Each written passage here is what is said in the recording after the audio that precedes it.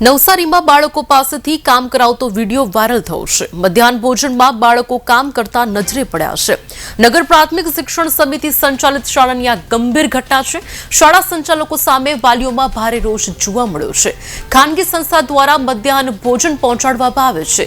શાળા ખાતે ભોજન પહોંચાડવાની જવાબદારી ખાનગી સંસ્થાની છે। ખાનગી સંસ્થાના વાહન દ્વારા આવેલ ભોજન શાળામાં લઈ જવા માટે બાળકોને કામે લગાવાયા છે।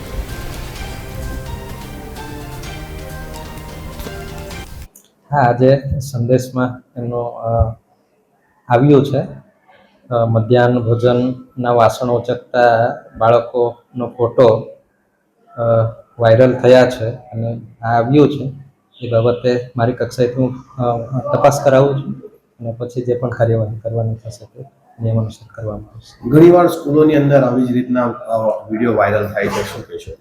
हाँ, अवारनवार पेला ए थाय छे पण एनी हकीकत लक्षी बाबतो